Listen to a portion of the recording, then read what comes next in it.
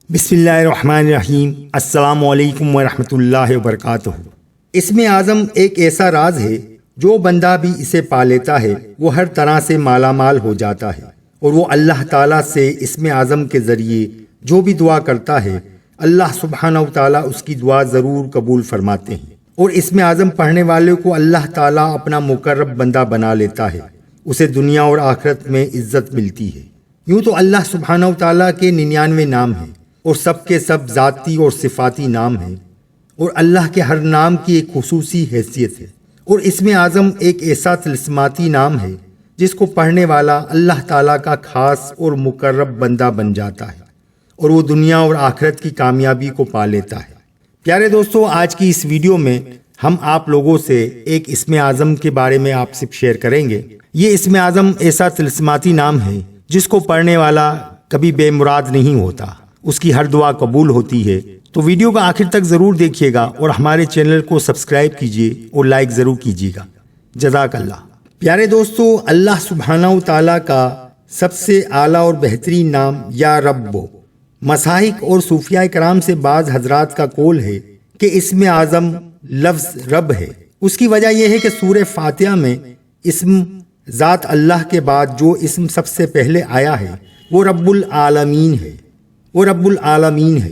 کسی چیز یا شخص کو درجہ بدرجہ ترقی دے کر اور پرورش کرتے ہوئے اسے درجہ کمال تک پہنچانا ربوبیت ہے۔ قرآن پاک میں اسم رب، ربی، ربہ، ربنا، ربکا، ربکم وغیرہ کی شکل میں 800 مرتبہ سے زائد بار آیا ہے۔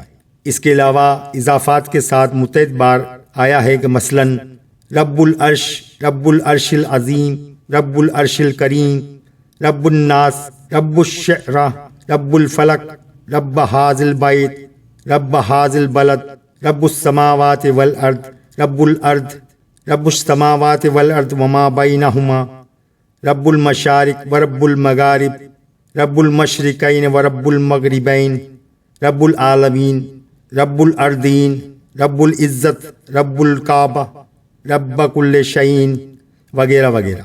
قرآن مجید کے ان الفاظ پر غور کیا جائے تو ہر ایک کے تحت پرورش و نگہداشت کی صفت الہی موجزن نظر آتی ہے، اور یہ ربوبیت مربوب کی استعداد و استحقاق، قابلیت ذات و اضافیت و طبعی کے مطابق ہے۔ ربوبیت کی یہ صفت صرف اور صرف اللہ تعالیٰ میں ہے کہ وہ ہر ایک مخلوق کو تخلیق فرماتا ہے اور اسے احکام فطرت و طبیعت کے مطابق بڑھاتا، پالتا اور شرف نوعی میں درجہ بدرجہ بلند کرتا رہتا ہے، یہاں تک کہ اسے درجہ کمال تک پہنچا دیتا ہے۔ اگر ہم اپنے ارد گرد نظر دوڑائیں تو جمادات، نباتات، حیوانات وغیرہ میں کروڑوں ایسی مخلوق موجود ہے جس کی پرورش کی ضروریات ایک دوسرے سے بالکل الگ ہے، اور ان سب کی تربیت وہی رب العالمین فرمانے والا ہے۔ سوائے رب کے مخلوق کی تمام تر ضروریات کا علم کسی کو نہ ہو، اور نہ ہی کوئی ان ضروریات کو پورا کر سکتا ہے۔ انسان کی تخلیق پر ہی غور کیجیے۔ ایک ناچیز و حقیر قطرے سے اس کا آغاز کر کے اسے شکم مادر میں ناف کے ذریعے پرورش کرنے والا کون ہے؟ وہی رب ہے۔ پیدائش کے بعد کس نے اسے پشتان مادر سے اپنی غذا چوسنے کا ڈھنگ سکھایا، اور کس نے ماں کے سینے میں ناپاک خون کو پاکیزہ مصفا دودھ میں تبدیل کیا؟ جب ذرا شعور آیا تو کھانے کو چبانے کے لیے دانت عطا فرمائے، اس کا نظام انہدام بہترین طریقے سے ترتیب دیا، رنگ برنگی نعمتیں کھانے کے لیے عطا فرمائیں۔ یہ سب کچھ کرنے والا صرف اور صرف وہی رب ہے۔ انسان کی معرفت کا آغاز صفت ربوبیت سے ہوتا ہے، پھر اسے فرمانروائے مالک کا جلوہ نظر آتا ہے، اس کے بعد عرفان الوہیت کے دروازے اس پر کھلتے ہیں۔ سامعین کرام، لفظ رب کے اسم اعظم ہونے کے بارے میں اہل علم کی چند روایات آپ سے شیئر کر رہا ہوں۔ حضرت ابن عباس رضی اللہ تعالیٰ سے روایت ہے کہ اللہ تعالیٰ کا سب سے بڑا نام رب ہے۔ حضرت عائشہ صدیقہ رضی اللہ تعالیٰ عنہ سے روایت ہے کہ رسول اللہ صلی اللہ علیہ وآلہ وسلم نے فرمایا کہ جب بندہ یا رب یا رب یا رب، اے میرے پروردگار، اے میرے پروردگار، اے میرے پروردگار کہتا ہے تو اللہ تعالیٰ فرماتا ہے کہ اے میرے بندے، میں حاضر ہوں، مانگ تجھے عطا کیا جائے گا۔ علامہ عزیزی رحمۃ اللہ علیہ اسم اعظم کے بارے میں تحریر فرماتے ہیں کہ اسم اعظم رب رب ہے۔ تو سامعین کرام، اب میں آپ لوگوں سے اس اسم اعظم رب کے وظیفہ آپ سے شیئر کر رہا ہوں۔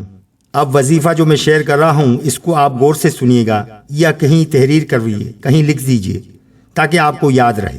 ویڈیو کو آخر تک ضرور دیکھیے گا۔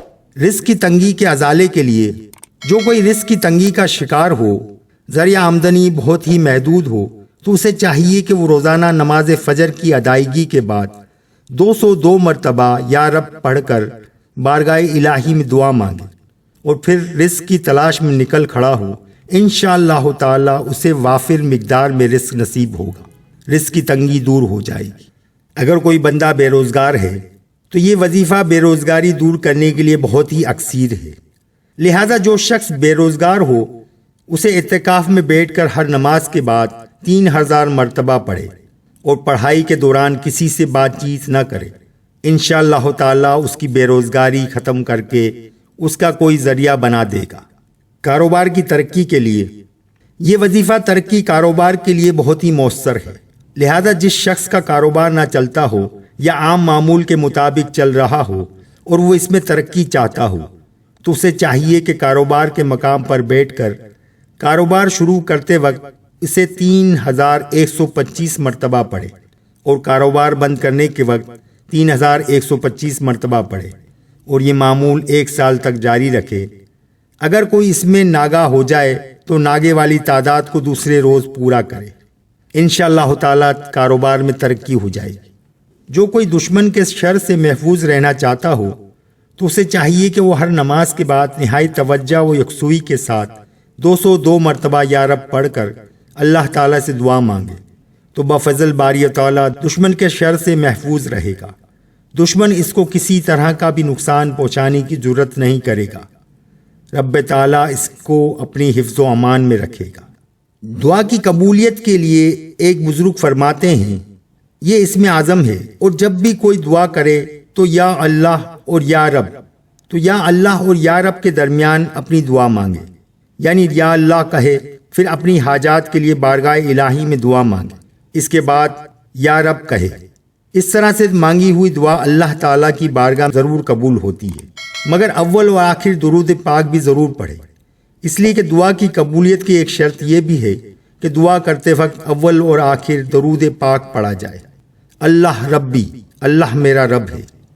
اللہ تعالیٰ کی ذات ہر ایک کو پالنے والی ہے، ہر ایک کے رزق کا ذمہ دار بھی اللہ تعالیٰ ہے، اس لیے جو شخص اسے اسی نام سے پکارتا ہے اللہ تعالیٰ ہر صورت میں اس کو رزق دیتا ہے۔